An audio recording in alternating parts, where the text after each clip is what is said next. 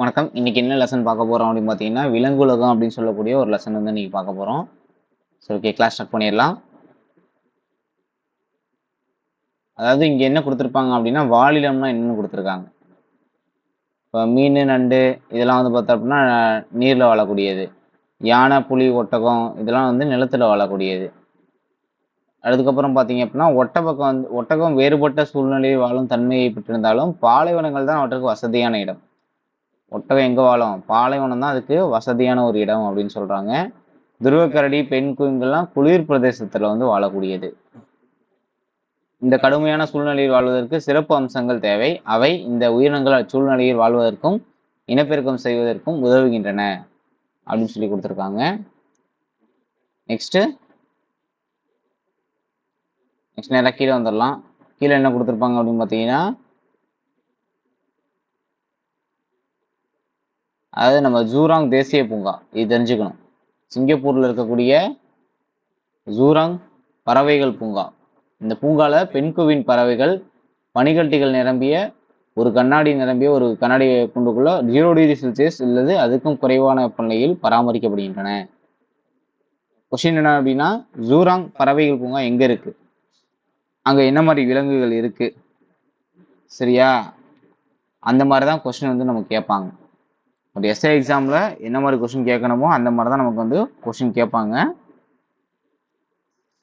இப்போ ஜூராங் பறவைகள் பூங்கா சிங்கப்பூர்ல வந்து இருக்கிறதா நமக்கு சொல்லியிருக்காங்க. அடுத்து வந்து பார்த்தோம் அப்படின்னா, ஒரு செல் மற்றும் பல செல் உயிரினங்கள் செல் எனப்படும் மிகச்சிறிய செயல்படும் அலகுகளால் ஆனவை. உயிரினங்கள் பார்த்தீங்கன்னா செல் அப்படின்னு சொல்லக்கூடிய மிகச்சிறிய செயல்படும் அலகுகளால் ஆனது. உயிரினங்களின் உடலில் நடைபெறும் அனைத்து பணிகள் மற்றும் செயல்பாடுகள் இந்த நுண்ணிய செல்களின் மூலமாகவே செலுத்தப்படுகின்றன. சில உயிரிகள் ஒரு செல்லால் ஆனவை. எக்ஸாம்பிள் வந்து பார்த்தோம் அப்படின்னா, சில உயிர்கள் வந்து ஒரு செல்லால் ஆனது, சில உயிர்கள் வந்து பல செல்லால் ஆனது. ரைட்டா? இப்போ ஒரு செல் உயிரிகளுக்கு நம்ம சில எக்ஸாம்பிள்ஸ் மட்டும் கொஞ்சம் பார்க்கலாம். இந்த அமீபா, பாராமிசியம், யூக்ளினா இதெல்லாம் ஒரு செல் உயிரிகள். அமீபா, பாராமிசியம், யூக்ளினா ஒரு செல் உயிரிகள். மீன், தவளை, பல்லி, பறவை பிளஸ் வந்து மனிதர்கள் இவங்கெல்லாம் பல செல் உயிரினங்கள். ஒரு செல் உயிரினங்கள்லாம் என்னன்னு முதல்ல பார்த்துருவோம். ஒரு செல் உயிரினங்கள் மிகச் சிறியது. அவற்றை வெறும் கண்களால் நம்மளால என்ன முடியாது, பார்க்க முடியாது. கண்களால் பார்க்க முடியாது, நுண்ணோக்கினால் மட்டுமே பார்க்க முடியும். செல்லையே நம்ம என்ன பண்ண முடியும், கூட்டு நுண்ணோக்கியால தான் பார்க்க முடியும். அப்போ ஒரு செல் உயிரிகளை நுண்ணோக்கியின் மூலம் பார்க்க முடியும். நீரில் வாழும் தன்மை கொண்டது. இதெல்லாம் ஒரு சில உயிரிகள் நீரில் வாழும் தன்மை கொண்டது. அதுக்கப்புறம் பார்த்தோம் அப்படின்னா அமீபா பற்றி பார்க்கலாம். அடுத்து அமீபா ஒரு சில உயிரி தான். இது வந்து இந்த உணவு செரிக்கிறது, இடப்பெயர்ச்சி, சுவாசிக்கிறது, இனப்பெருக்கம் எல்லாமே அந்த ஒரே ஒரு செல்லுக்குள்ளதான் நடக்கும். ரைட்டா?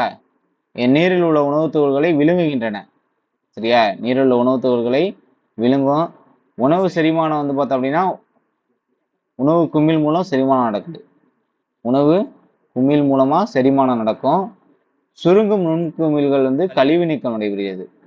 சுருங்கும் நுண்குமிழ்கள் மூலமா கழிவு நீக்கம் நடைபெறும். எளிய பரவல் முறையில் உடலின் மேற்பரப்பு வழியாக சுவாசித்தல், உடலோட மேற்பரப்பு வழியாக சுவாசித்தல் நடைபெறும். போலிக்கால்களை பெற்றிருக்கு. இந்த போலிக்கால்கள் தான் பார்த்தோம் அப்படின்னா இடப்பெயர்ச்சிக்கு உதவக்கூடியது. இடப்பெயர்ச்சிக்கு உதவக்கூடியது என்னது? போலிக்கால்கள். அடுத்து பேராமிசியத்தை பொறுத்தளவு பேராமிசியம் குறுகிழைகள் மூலமா இடப்பெயர்ச்சி செய்யக்கூடியது. இது மட்டும் நோட் பண்ணா போதும். யூக்ளினா வந்து பார்த்தீங்க அப்படின்னா கசையிலைகள் மூலமா இடப்பெயர்ச்சி செய்யக்கூடியது. இதை நோட் பண்ணிங்க. அதுக்கப்புறம் வந்து பார்த்தோம் அப்படின்னா ஒரு செல் உயிருக்கு பல செல் உயிர்களுக்கும் உள்ள எக்ஸாம்பிள் கொடுத்துருப்பாங்க.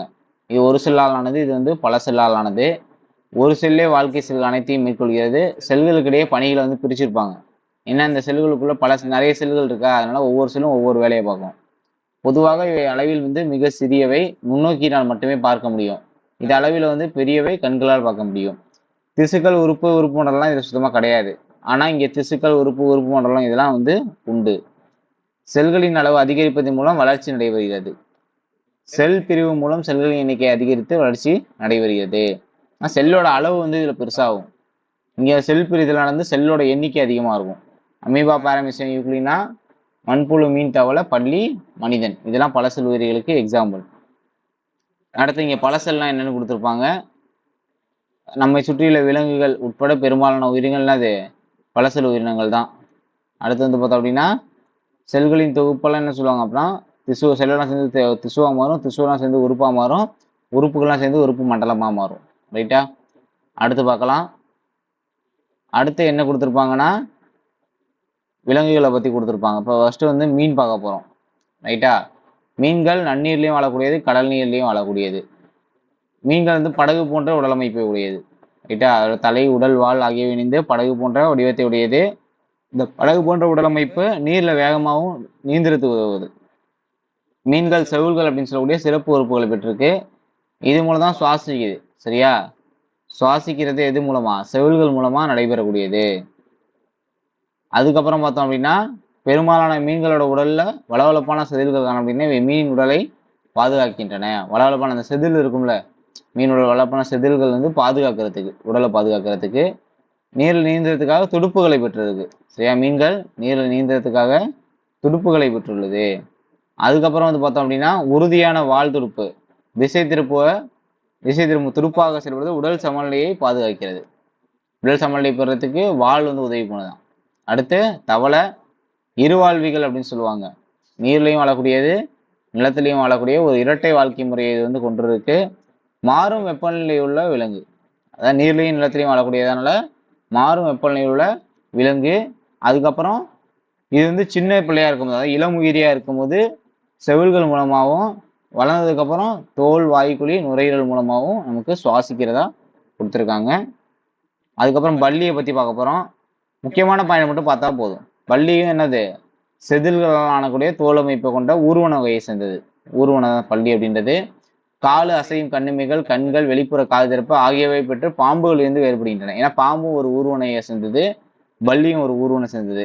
இதுக்குள்ள டிஃபரன்ஸ் வந்து பார்த்தீங்க அப்படின்னா இதுதான். காலு அசையும் கண்ணிமைகள், கண்ணு, வெளிப்புற காது திறப்பு இதெல்லாம் பெற்று பாம்புகள் இருந்து வேறுபடுகிறது. வெப்பமண்டல பகுதிகளில் வாழக்கூடியது. சரியா? பல்லி எங்கே வாழக்கூடியது? வெப்பமண்டல பகுதியில் வாழக்கூடியது. 4 கால்கள் வந்து இதுக்கு வந்து இருக்கு. கால்கள் ரொம்ப வலிமை வாய்ந்தது. சரியா? இதனால ஓடக்கூட முடியும் அப்படின்னு சொல்றாங்க. 2 கால்களால ஓடக்கூட முடியாது. அந்த மாதிரி ஓடுறப்போ வந்து பார்த்தோம் அப்படின்னா முழு எடையும் அதோட வால் தான் தாங்கும். பல்லி ஓடும்போது வால் வந்து பார்த்தோம் அப்படின்னா முழு எடையும் தாங்கக்கூடியது அப்படின்னு சொல்றாங்க. அடுத்து பல்லிகள் முக்கியமானது நுரையீரல் மூலமா சுவாசிக்குது. சரியா? அப்புறம் தலையை வந்து முழுமையாக சுழற்றக்கூடியது. அது மட்டும் சும்மா சும்மா நோட் பண்ணிக்கங்க போதும், வேற எதுவும் தேவையில்ல. அடுத்து இங்கே பல்லியை பற்றி கொடுத்துருக்காங்க. பல்லி வந்து இரையை இழுத்து பிடிக்க நீச்சிகள் வந்து பயன்படுது. நாக்கில் இருக்கக்கூடிய நீச்சிகள் வந்து இரையை பிடிக்க பயன்படுத்துது. பல்லினா டைனோசர் அப்படின்னு சொல்லி இங்கே கொடுத்துருக்காங்க. சரியா? விலடிலை சவ்வுகள் வந்து இருக்குன்றாங்க. பாதுகாப்பாக தரையிறங்கக்கூடிய ஒரு தன்மையை பெற்றிருக்கு. பல்லிகள் பறக்கும் தன்மையுடன் பாதுகாப்புடன் தரையிறங்கக்கூடிய தன்மையும் பெற்றுள்ளன. அடுத்து பறவைகள். பறவைகள் இறகுகளால் மூடப்பட்ட படகு போன்ற உடலமை. இதுவும் படகு, மீனும் படகு போன்ற உடலமைப்பு, பறவையும் படகு போன்ற உடலமைப்பை பெற்றிருக்கின்றன. இந்த அமைப்பின் மூலம் காற்றில் பறக்கும் போது அவற்றிற்கு குறைந்த அளவு தடையே ஏற்படுகிறது. படகு போன்ற உடலமைப்புனால என்னது? காற்றில் பறக்கும் போது குறைந்த அளவு தடை தான் ஏற்படுத்துது. வாய்க்கு பதிலாக என்ன இருக்கும்? எங்களுக்கு அலகுகள் தான் இருக்கு. வாய்க்கு பதிலாக அலகுகள் இருக்கு. நுரையீரல் மூலமா சுவாசிக்கின்றாங்க. பறவையோட முன்னங்கால்கள் இறக்கைகளாக மாறி இருக்கு. பறவையோட முன்னங்கால்கள் இறக்கைகளாக மாறியுள்ளது. காற்றறைகளும் கூடிய எடை குறைவான எலும்புகளை கொண்டுள்ளன. எலும்பெல்லாம் பார்த்தீங்கன்னா வெயிட்டே இருக்காது. காரணம் என்ன அப்படின்னா காற்றறை இருக்கும். சரியா? அடுத்து பறவைகள் பறப்பதை நாம் பார்த்திருக்கோம். ஆனால் நிலத்தில் நடக்கவும் முடியும், அதெல்லாம் குதிக்கவும் முடியும், ஓடவும் முடியும் அப்படின்னு சொல்றாங்க. கூர்மையான நகங்கள் மரங்களின் கிளைகளை நன்கு பற்றி கொண்டு ஏற உதவுகின்றன. பறவையோட வால் அது பறக்கும் திசையை கட்டுப்படுத்த உதவும். பறவையோட வால் அது பறக்கும் திசையை கட்டுப்படுத்த உதவுகிறது. பறக்கிறப்ப ஏற்படும் அழுத்தத்தை தாங்குவதற்கு வலிமை மிக்க மார்பு தசையினை பெற்றுள்ளது. அதாவது பறக்கிறப்ப அழுத்தத்தை தாங்குறதுக்கேற்ப வலிமை மிக்க மார்பு தசைகளை பெற்றுள்ளது. அதுக்கப்புறம் பார்த்தீங்க அப்படின்னா பறவையோட முக்கியமான பாயிண்ட் இருவிழி பார்வை. அதாவது இது ரொம்ப ரொம்ப இம்பார்ட்டன்ட். இருவிழி பார்வை நமக்கு கொஸ்டின் கேட்பாங்க. என்ன அப்படின்னா ஒரே சமயத்தில் 2 கண்கள் மூலமும் வெவ்வேறு பொருட்களை பறவைகளால் காண முடியும். இதற்கு இருவிழி பார்வை என்று பெயர். இது வந்து ஒன்றும் இல்லை, பறவை வலசை போதல்னா, அதாவது பறவை வந்து ஒரு இடத்துல இருந்து இன்னொரு இடத்துக்கு போகிறது தான் வலசை போதல்னு சொல்லுவாங்க.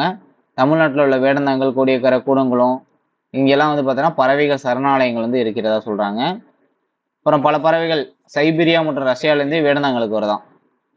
அதே போல் நம்ம ஊர்லேருந்து என்ன போகுது, வெளிநாட்டுக்கும் பறவைகள் வந்து போகுது. இந்த மாதிரி போகிறது வலசை போகும் பறவைகள்னு சொல்கிறாங்க. அதுக்கப்புறம் ஒட்டகத்தை பற்றி பார்க்கணும். ஒட்டகம் நீர் குறைந்த வெப்பநிலை அதிகமான பாலைவனத்தில் வாழக்கூடியது. அது வாழ்வதற்கேற்ப அதோட உடலமைப்பு சிறப்பு அமைப்புகள் வந்து இருக்கு அப்படின்னு சொல்றாங்க. அது என்ன சிறப்பு அமைப்புகள் அப்படின்றத பார்த்துருவோம். ஒட்டகத்தோட நீண்ட கால்கள், அதாவது கால் ரொம்ப லென்த்தா இருக்கும். லென்த்தா இருக்கிறதுனால சூடான மணலிலிருந்து மேலே அதன் உடல் சற்று உயரத்தில் இருக்கிறது. கிடைக்கும் போதெல்லாம் அதிக அளவு நீரை அருந்தி உடலில் சேமித்துக் கொள்கின்றன. சரியா? தண்ணி கிடைக்கிறப்பெல்லாம் குடிச்சு தண்ணியை சேமிச்சு வச்சுக்கிறாங்க இவங்க. சரியா? அதுக்கப்புறம் பார்த்தோன்னா ஒட்டகம் குறைந்த அளவு சிறுநீரையே வெளியேற்றுகிறது. அதன் சாணம் வறண்டு காணப்படும். உடல்ல இருந்து வியர்வை வெளியேறுவதில்லை. ஒட்டகம் தன் உடலில் இருந்து சிறிதளவு நீரை இழப்பதால் அதனால் பல நாட்களுக்கு நீர் அருந்தாமல் உயிர் வாழ முடியும். அதுக்கப்புறம் அந்த பாலைவன கப்பல் ரொம்ப ரொம்ப இம்பார்ட்டன்ட்பா. சரியா? ஒட்டகம் பெரிய மற்றும் தட்டையான கால்கள் மூலம் மிருதுவான மணலில் மீது நன்றாக நடக்கும் தன்மையை பெற்றுள்ளன. இதனால் ஒட்டகம் பாலைவன கப்பல் என்று அழைக்கப்படுகிறது. இது கேட்பாங்க. சரியா? ப்ரெஷர் தான் காரணம். சரியா? ஒட்டகத்தை கால் ரொம்ப பெருசா இருக்கும். அதனால அதிகமான பரப்பு படுறதுனால ப்ரெஷர் கம்மியாகும். அதனால அது ஈஸியா நடக்கும். அதனால இந்த பாலைவன கப்பல்னு சொல்லுவாங்க. இது இம்பார்ட்டன்ட். திமில் பகுதியில தான் கொழுப்பை சேமிச்சு வைக்கும். அது ஆற்றல் தேவைப்படுறப்ப என்ன பண்ணுவோம், திமில் பகுதியில் உள்ள கொழுப்பை சேர்த்து ஊட்டம் பெறுது அப்படின்னு சொல்லி கொடுத்துருப்பாங்க. நெக்ஸ்ட், ஒட்டகத்தோட நீண்ட கண்ணிமைகள் ரோமங்கள் அதன் கண் காதுகளை புழுதி புயலிருந்து பாதுகாக்கிறது. பாலைவனத்தில் ஏற்படும் புழுதி புயலின் மூலம் ஏற்படும் தூசிகள் உள்ளே செல்வதற்கு நாசி துவாரங்களை மூக்க மூடிக்குமா. அடுத்து குளிர்கால உறக்கம். குளிர்கால உறக்கத்துக்கு எக்ஸாம்பிள் வந்து ஆமை. கோடைகால உறக்கத்துக்கு எக்ஸாம்பிள் வந்து பார்த்தோம் அப்படின்னா நெத்தை. ஒன்றும் இல்லை, குளிர்காலத்தில் வெளில வராது ஆமை. ரைட்டா? அது மாதிரி தான். அதாவது சில விலங்குகள் அதிகப்படியான குளிரை தவிர்க்கிறதுக்காக அனைத்து செயல்பாடுகளையும் நிறுத்தி கொண்டு உறக்கத்தில் ஈடுபடுகின்றன. இந்நிலைக்கு குளிர்கால உறக்கம். அதாவது குளிர்காலத்துல நல்லா தூங்கிடும். குளிர்காலத்துல வெளியில பார்க்கவே முடியாது ஆமையை. அப்போ கோடை காலத்துல தான் பார்க்க முடியும். அப்ப ஆமை. கோடை காலத்துல நத்தையை நம்ம பார்க்க முடியாது. குளிர்காலத்துல மட்டும்தான் பார்க்க முடியும். அப்போ கோடைகால உறக்கத்துக்கு எக்ஸாம்பிள் நத்தை. ஏன்னா கோடை காலத்துல என்ன பண்ணுது, தூங்கிடும். குளிர்காலத்துல மட்டும்தான் நம்ம நத்தையை பார்க்க முடியும். அடுத்து, கங்காரு எலி எப்பொழுதும் நீர் அருந்துவதே இல்லை. தான் உண்ணும் விதைகளில் இருந்து நீரை பெறுகிறது. இது வந்து பாலைவனத்தில் இருக்கக்கூடியது. இந்த கங்காரு எலி அப்படின்றது என்னது, பாலைவனத்தில் வாழக்கூடியது. நீர் அருந்துவதே இல்லை, தான் உண்ணும் விதைகளிலிருந்து நீரை பெறுகிறது. அடுத்து, துருவ கரடி துருவ பகுதியில தான் இருக்கும். அதோட தடினமான தோல், வெண்மையான உரோமங்கள்லாம் இருக்குன்னு சொல்றாங்க. பெண் குயினும் துருவ பகுதி தான் இருக்கும். நீந்துவதற்கேற்ற துடுப்புகள், நடப்பதற்கேற்ற 2 கால்கள். வரையாடுனா மலைப்பகுதியில இருக்கும். ஓடுவதற்கேற்ற வலுவான குழம்புகள், குளிரிலிருந்து பாதுகாக்க நீளமான உரோமங்கள். சிங்கம் காட்டுல தான் வாழும். வலுவான வேகமாக ஓடக்கூடிய தன்மை, இரையை பிடிப்பதற்கு கூர்மையான நகங்கள் இருக்கும். அடுத்து வந்து பார்த்தோம் அப்படின்னா நீலகிரி வரையாடை பத்தி கொடுத்துருப்பாங்க. நமது மாநில விலங்கான நீலகிரி வரையாடு. சரியா? மலைகளின் மீது உள்ள பாறைகளின் இடுக்குகளில் மிக வேகமாக நுழைந்து உடல் சமநிலையுடன் ஏறி தாவர வகைகளை உண்ணும் திறன் பெற்றுள்ளது. அவ்வளோதான். அந்த லெசன் முடிஞ்சிருச்சு. நெக்ஸ்ட் நம்ம வந்து அடுத்த லெசன்ல வந்து சந்திக்கலாம். தேங்க்யூ.